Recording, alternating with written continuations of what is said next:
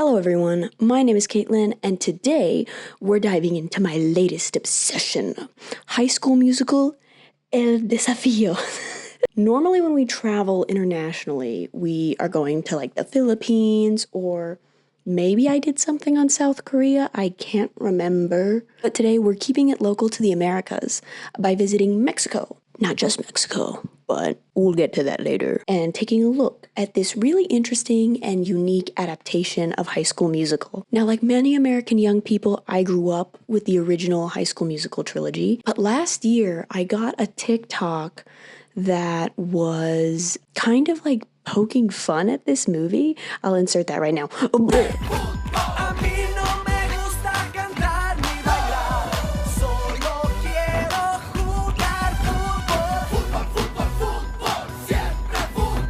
And I was intrigued. So I put the film in my watch later, and then I finally got around to watching it later. As soon as I started watching this, I got really interested in the story behind creating this kind of adaptation. I kind of just fell down a rabbit hole.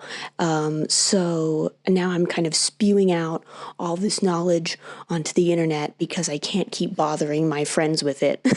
So what the fuck is a High School Musical El Desafío?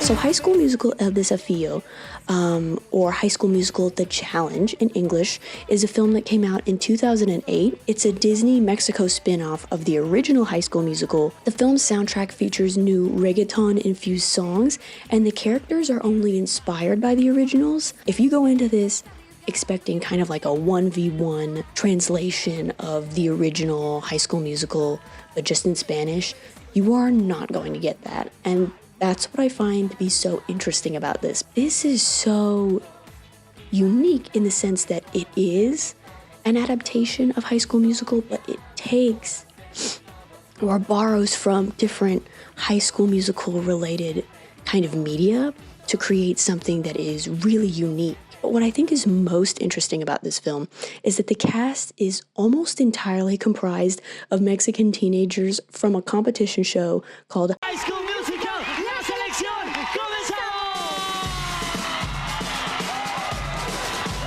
High School Musical La Selección, or High School Musical The Selection. So this was a 2007 Disney Mexico and Aztec TV competition reality TV show that aired on TV. The premise of this reality show was that 18 Mexican teenagers from around the country would compete against each other for roles in the Mexican adaptation of High School Musical. During the taping of the show, the details of El Desafío are very like hush-hush. Like we don't even know character names. We don't even know the name of the film. They just refer to it as High School Musical Mexico. These kids are competing to get one of the two scripts.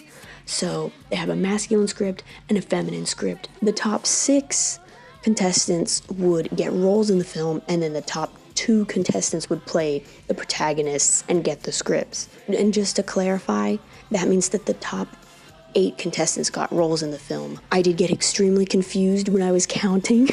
And I was like, why are there 2 extra people? And then I realized that I'm dumb. The contestants were trained and judged on 3 different fronts: acting, dancing, and singing.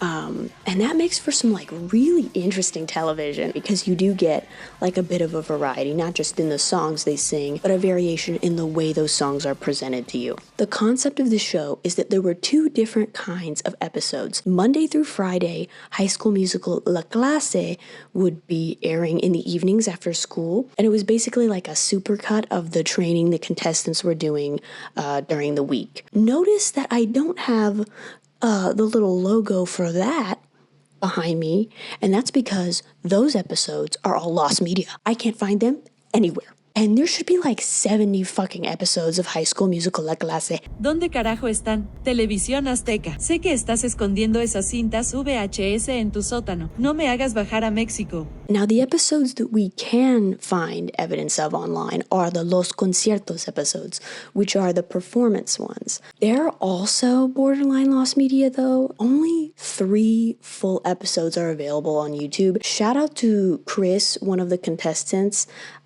because he's the one who uploaded them. Los conciertos episodes would air on Saturdays, and this was when the contestants would perform and be judged. But the most interesting part about La Selección was las llaves. ¿Llaves?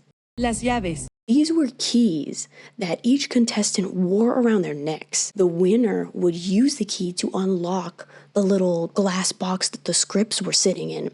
And then the losers had to return the keys before they left. When I was watching this, I was like, wow, what do you mean they get little keys? These are dope. It's not important enough to mention when we talk about the movie, but these keys do make a cameo in the movie for like a quick second, which I think is really cool. I do want to kind of like run you through what a normal episode of High School Musical La Selección would look like. The episode starts off with Roger, the announcer, kind of introducing the show, and then we get like a large-scale performance with all the contestants.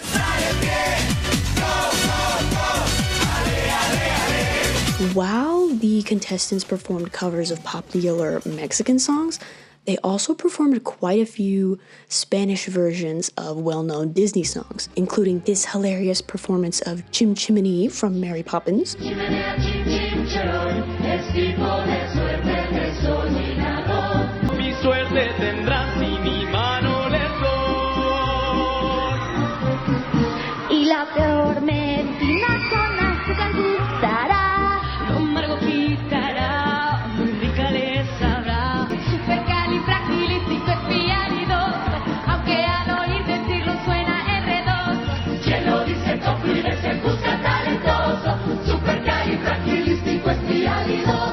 An equally unhinged performance of Under the Sea. ¿Tú crees que en otros lados las algas más verdes son? Y sueñas con ir arriba, qué gran equivocación. Llena la pista para que bailes en esa fiesta bajo el mar.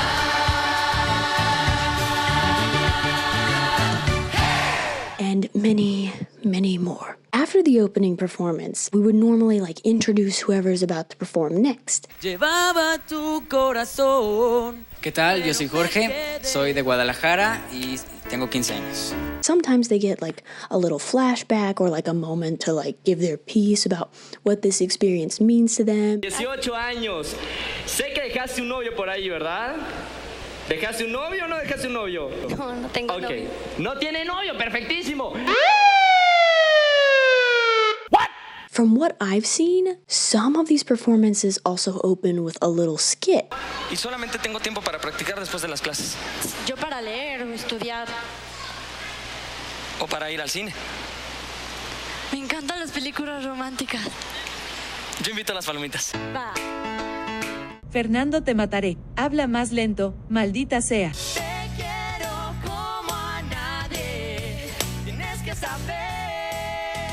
Other times they just go like straight into the song. Viendo fijamente a mí, el reflejo es de alguien que... Something I really love about this show is its criminal lack of backing vocals.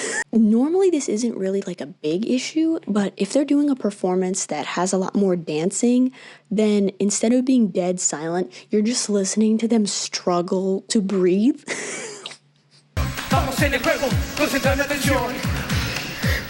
It's kind of hilarious, but I also feel like really bad for laughing. It does make the show feel more raw. I do enjoy the fact that I know that this is what they sound like. For better or for worse, we get to hear exactly how these contestants sound. Las almas se unan en luz. After the performance, the judges give them their scores. Bueno, yo te voy a dar un 5. Un 6. Decisión que te acabo de decir, que tienes que empezar a dominar ya y que va a ser una cuestión de técnica y es lo que vamos a empezar a ver. Those scores are combined with the scores from training throughout the week, and it creates an average which determines where they fall on that week's ranking. At the end of the episode, they pull the bottom 2 onto, the front, and they give the audience an opportunity to vote for who they want to save. And at the end of that, they combine the scores from, the average of the week and the audience score, Roger announces who goes home, and then that person has to give up their key to the scripts and leave the competition. Before we talk about the winners of La Selección Mexico, I do want to talk about the different iterations of this kind of like High School Musical adaptation. Firstly, we have the Argentinian version of the show and the movie. What I think is really interesting about this is that the Argentinian version of El Desafío and the Mexican version of El Desafío were shot at the same time on the same locations. They were having the different cast and crews kind of cycle through, and you'd think that would make things easier. But these two films actually have wildly different visual styles. Hola! So when I think about that, I'm just like, that must have been a production nightmare. There's also a Brazilian version called Selección and O Desafío, but I couldn't really find much about that on the internet. Outside of South America, China actually produced an adaptation of the original High School Musical called High School Musical China College Dreams, and it has a significantly larger budget than the South American counterparts. However, it did not pull its cast from a chaotically iconic TV show, so I've decided it's not as cool as this. It does look pretty cool though. Now, the United States has a far inferior version of La Selección called High School Musical Get in the Picture, which is a fucking lie because the winner didn't actually get in the fucking picture. Instead, the winner, Sean, got to sing a song that played in the credits of High School Musical 3.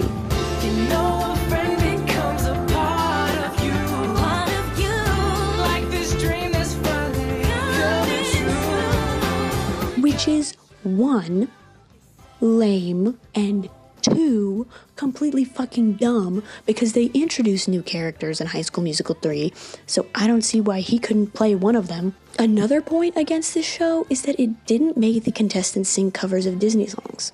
Why not? Instead, they sing pretty much exclusively covers of, like, pop songs. No one else can feel it for you, only you can let it in.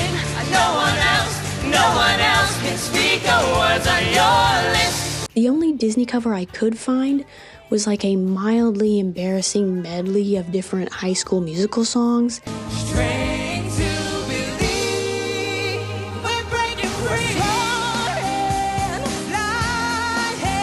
Work, there'll be no doubt. You are the music in me.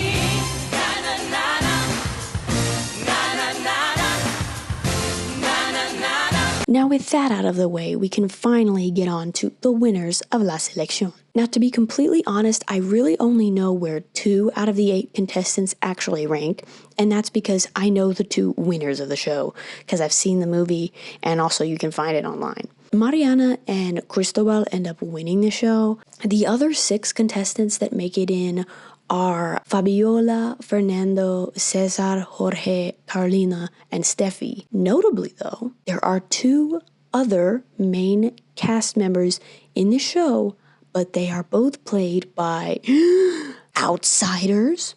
What was the point of having the show if you were going to have one of our 4 core main characters played by a outsider that was never on the show? Make it make sense. This is particularly offensive to me considering Fabiola or Esto no era mi plan, lo que debe pasar, y lo van a saber, que no puedo entender. Either of those 2 would have absolutely bodied the role of Sharpay. But instead, we have this bitch we don't know. What the fuck is that? Hola. It is a couple days after I filmed the original bits, and we're just gonna kind of like speed run the plot, except there is no speed running this plot because it's fucking insane. It's time to talk about High School Musical El Desafío. So the film opens with Cristobal driving his dad's car. He spots their neighbor Mariana coming back from summer vacation. He's so entranced by her that he hits another car. Once he's in his house, Chris looks at a picture from the last school year where he can see Mariana looking so nerdy, so ugly in the background. And he's like, damn, it's gonna be a good year because this bitch is hot now. The entire cast and like a shit ton of extras go in for the first day of school and they sing and dance about it.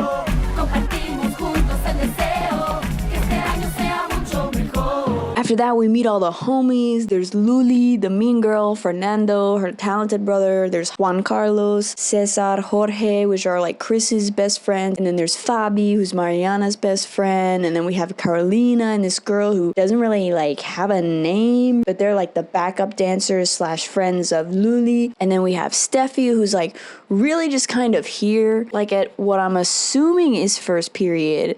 Their drama teacher is all like, who doesn't have a name, as far as I know, by the way. She's just the drama teacher. But she announces the school is putting on a musical adaptation of Romeo and Juliet, but there's gonna be an even bigger announcement for the whole school. The principal announces that there are two big things coming up. One is that high achieving students are now offering tutoring to the quote unquote flojos, digámoslo así.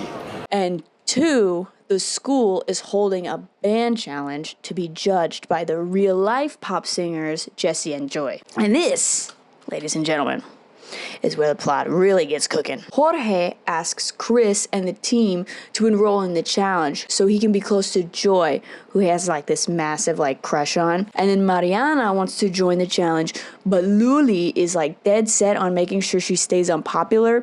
So she like poaches Fabi into her like group to sing backup. Fabi picks up on the fact that Mariana has like this little girl crush on Chris, because everybody apparently has girl crushes on Chris or whatever. She's like, he only thinks about ball. Ball is life for him. He'll never see you. So Mariana just like starts her tutoring stuff, and to her surprise, her student is actually Fernando. Meanwhile, Jorge is like still trying to convince them to join the band, and then they all sing this song about how much they hate singing and love football. Yeah. Fútbol. Puedo ni pensar en ponerme a cantar, solo pienso en el deporte y nada más. Chris finally agrees to join the challenge, and so the football group decides to be like a band now. And then Mariana has like this breakthrough while tutoring Fernando, and Jesse and Joy conveniently show up at that moment and ask them to sing together. Lo puedes tú lograr. Te vas a levantar. She has a beautiful voice, so Fadas are like, oh, we gotta do the band challenge together. And then Chris was spying on them the whole time and gets jealous. So on the walk home, he bikes around like the whole campus and catches up to her, and they have like their first real conversation. Hola. Hola.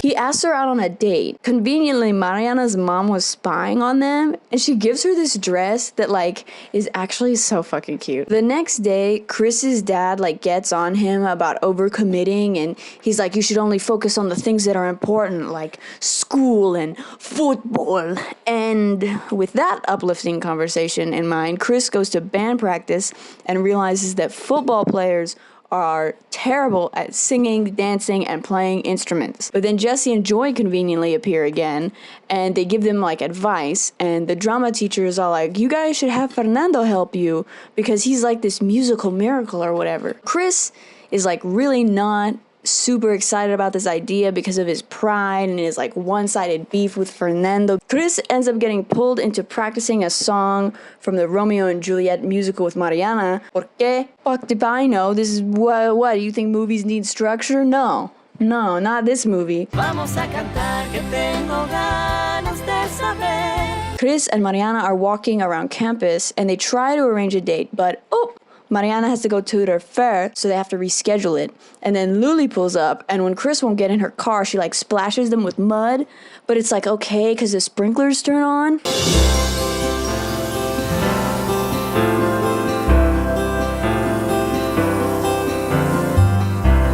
And then that night, Chris pulls like a "you belong with me" and they agree to go on a date the next day. But before they can go on their date, he has band practice and they're still a mess, so Chris has to swallow his pride and ask Fernando for help. And Fer agrees, but under the condition that he gets to become a borrego. Fer goes to their practice and he makes an attempt to help them, but they're like absolutely useless, and he tells them to kind of embody the musicians they want to become. We get a look into what Luli and Fabi have been up to, and it's like really not very interesting. The one semi-important detail from the scene is that Luli is performing an original song for the band challenge. She also kicked Fer off the album that was supposed to be for the two of them, which is kind of fucked up. Mariana and Steffi are hanging out in the park by campus because Fer is supposed to meet Mariana there to practice for the challenge, but he doesn't show up because he's trapped with Luli. And Mariana really doesn't care because she's got this date with Chris to be excited about.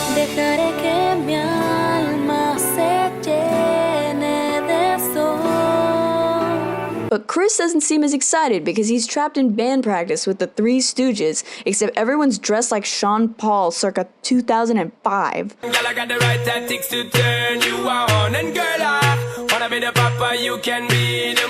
After band practice, Chris is supposed to sneak away from football practice to go on his date with Mariana, but his dad decides to pick them up from school, so he can't. And instead of just texting her what's going on, Chris just ghosts her, stands her up, and Mariana waits around for him, and it's fucking sad. Hey, Cristóbal, ¿vienes o qué? Naturally, Mariana is pretty pissed about this, and she ends up spending more time with Fernando, which hurts Chris' feelings. And since he's like low-key the villain now, Chris takes his anger out on his friends. ¿Cómo ven? Pésimo. Y te dije que llegaras puntual. Y a ver si dejas de inventar nombrecitos ridículos y te comprometes en serio. Mariana is depressed about the whole thing, and she decides she doesn't want to do the challenge anymore. Fabi actually decides to be a good friend for once, and Chris goes full bad friend on his teammates, and Fernando calls him out. Estás echando todo a perder. He finally has like a heart-to-heart talk with his dad, and it's actually really sweet. Creo que no puedo con todo. No. Yo creo que si realmente lo deseas, puedes muy bien con las dos cosas, hijo. Lo importante es que hagas lo que hagas. Seas feliz, hijo.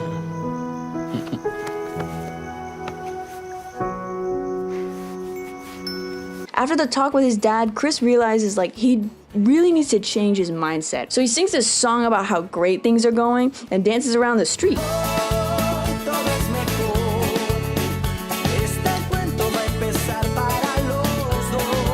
Chris goes to Mariana and apologizes. He pours his heart out and they're about to kiss, and psych! It was all Mariana's dream. But also not psych, because Chris does actually show up and does actually apologize, and they do actually almost kiss, but then his friends show up. Chris does the right thing. He apologizes to his friends. He apologizes to Fernando, and then Juan Carlos finally comes up with a name for their group. Es esto. Todos juntos.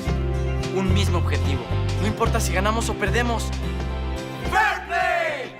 Which kind of sounds like foreplay, a term I normally wouldn't associate with men who dress like this, but okay. They recruit Mariana and Steffi for some reason. I think the writers forgot to give her something else to do, so they just kind of like threw her in here. And that's like the missing piece in their group, and everyone can suddenly play really well, even though we've barely seen them practice.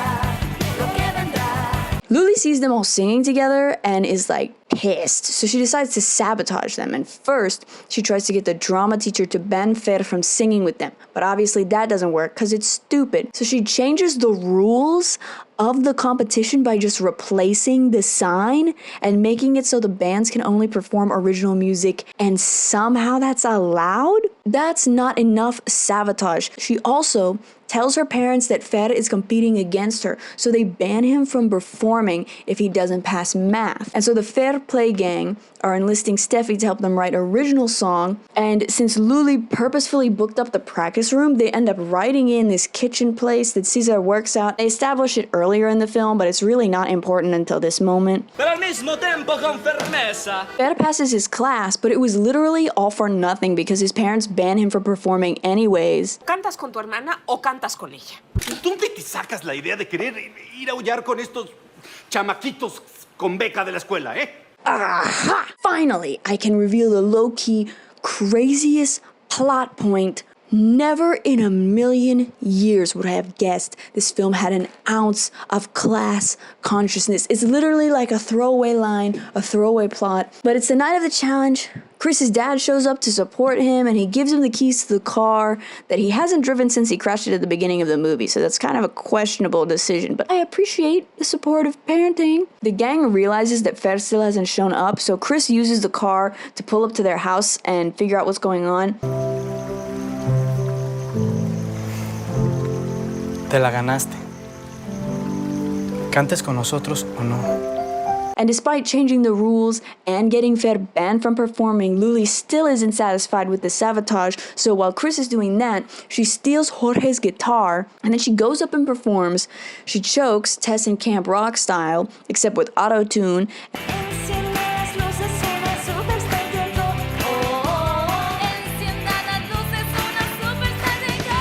I really don't feel bad for Luli, okay, because if you look at this plot, literally almost every problem stems from her. Jorge finally realizes his guitar is gone, and so he asks Joy if he can borrow hers, and she says yes, and she gives him like a little kiss. And if I'm being really honest, I actually really like this little subplot with Jorge. I think it's cute. But Mariana puts on the dress that she was going to wear on her date with Chris. Mariana, estás tan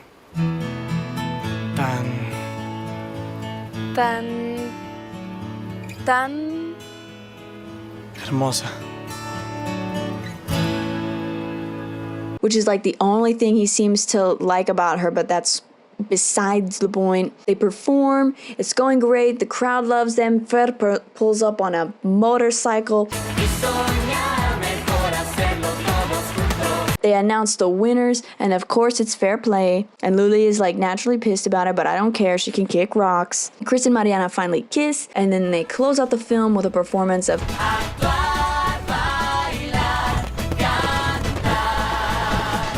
and then the movie ends. Ta-da! Let's talk about El Desafío from a more critical perspective. We're going to start with the easiest to talk about, which is the choreography. I have very little to say about this. I don't think it's on par with Kenny Ortega's original choreography from High School Musical. Like, I don't hate it, but I don't particularly love it either. The acting is very campy. There are a lot of people that criticize this film for being very cringy and over the top with the acting style. Todo está conectado. Como dice mi maestra de regularización.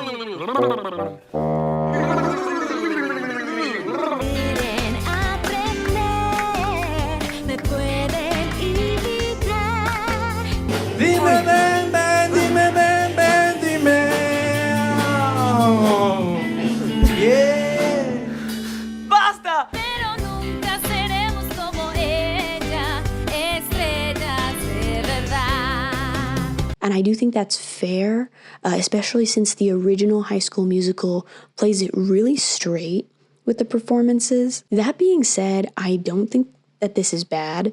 They are kind of like self-aware about the fact that this movie is very unserious. There's also a lot of slapstick.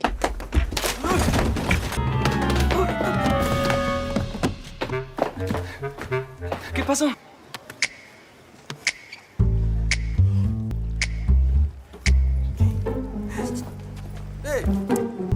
Tu hermana. That was something unique to this film that I thought was really fun. The soundtrack for this movie is really interesting. El Verano Terminó is like the worst song. I fucking hate this song. I just really can't stand how much they auto-tune everyone's voices. Thankfully, it does not last. It's just this song, and then we get like normal singing, and I feel much better. Siempre Juntos is really fucking funny. The juxtaposition of singing about how you don't want to sing is like a really great critique on late-stage capitalism that is very ahead of its time. A votar por viejos cabrones. Conservar mis derechos. But this song and sequence are like what introduced me to the film, so I definitely love it. La vida es una aventura is a cover of a Jesse and Joy song.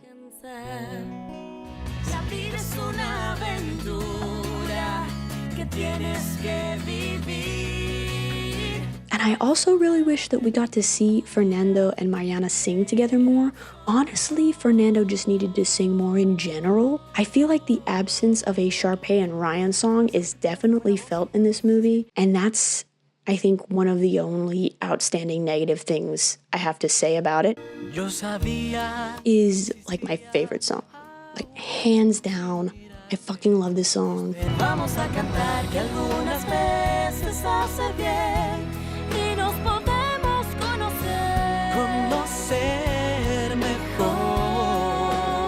That's really all I have to say. It sounds pretty and I like it.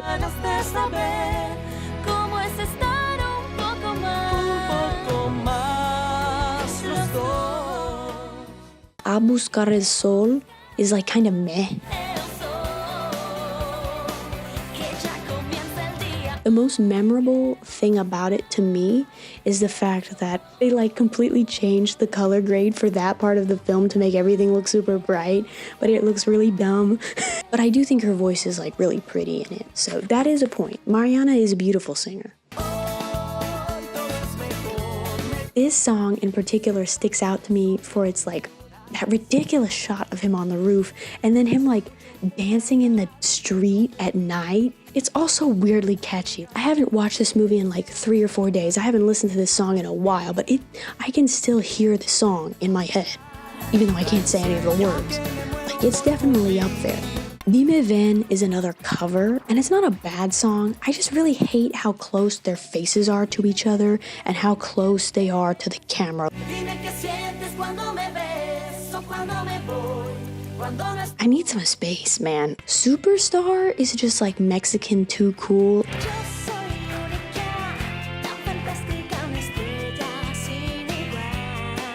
Except Luli isn't a relatable villain. She's just like the worst, and so I don't really feel bad for her. I just feel like she deserved it. It's okay. There's low-key like too much going on the stage, but it's fine. I think this is actually the most forgettable song, which is kind of bad because it's like their big song. Actuar.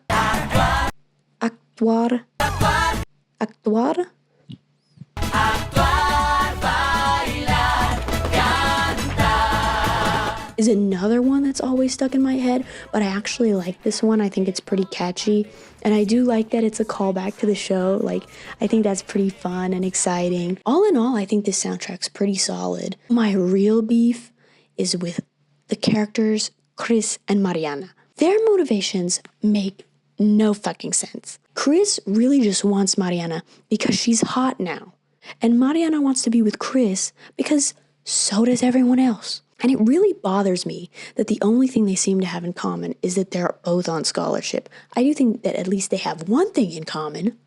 Troy and Gabriella bonded over singing together, and bonded over the fact that singing wasn't something that either of them really thought that they would enjoy. And they build and discover that passion together. Mariana and Chris don't actually spend a lot of time together in this film. We don't really get to see why they like each other outside of base level physical attraction. I've watched this movie like 4 or 5 times now, and every single time when Chris stands her up, I start rooting for Fer.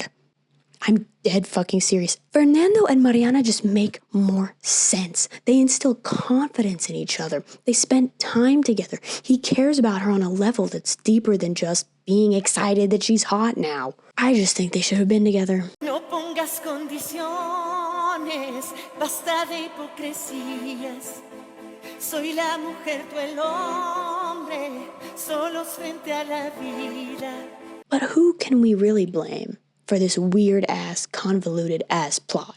Battle of the Bands by N.B. Grace, which is definitely a real person and not a pseudonym for a ghostwriter, is the first of a series of High School Musical books. This book has an interesting plot. Let me read it out for you.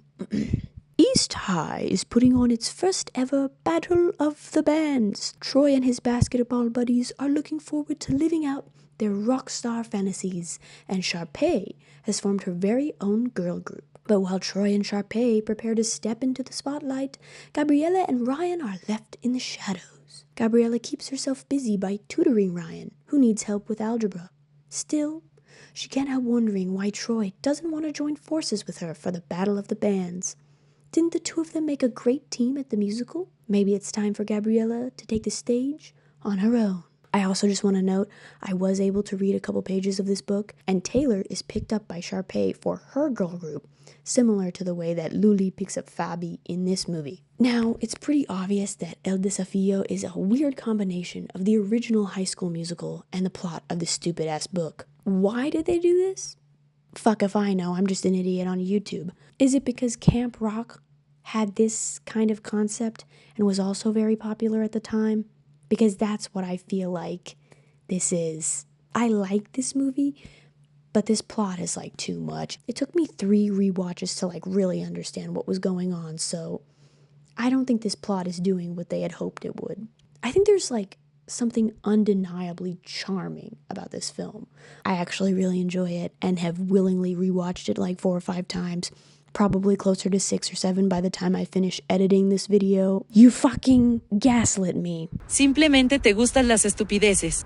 I think a huge part of what makes this film endearing is the reality show. I'm just a sucker for a competition show, and High School Musical La Selección is incredibly entertaining. I watched the movie, and then I watched the show, and then after I watched the show, I watched the movie again, and I did more research into the show, and then I watched the movie again, and each time I find something new to kind of like appreciate about the movie. I do really think that it's important to mention Cristobal was 24 on the show and during the filming of this movie, and Mariana was 16. I just don't know how I feel about that. The first time I watched this movie, I was like, okay, I kind of buy it. I buy the sexual tension. Ooh, the kiss is actually not giving fish. No fish lips here. I appreciate that. And then I started watching the show, and I saw their ages next to their names. And suddenly this got kind of weird. Aquellos labios que busco sin saber. Te quiero ver por dentro. Y entre las llamadas busqué un mensaje oculto encontré. Y es que quiero saber. And the last thing I'll say is that America could never do something this chaotically iconic. This movie and the TV show is so good that football is also my life now. That was my deep dive into High School Musical El Desafío and La Selección Mexico. I hope that you enjoyed this video as much as I enjoyed making it. I truly love niche shit like this. And researching all this has definitely reminded me that I need to get back into my Spanish learning. So if anyone has any good learning apps or like TV show recommendations, I would love to know. Either way, thank you so much for watching, and I'll see you whenever I see you next.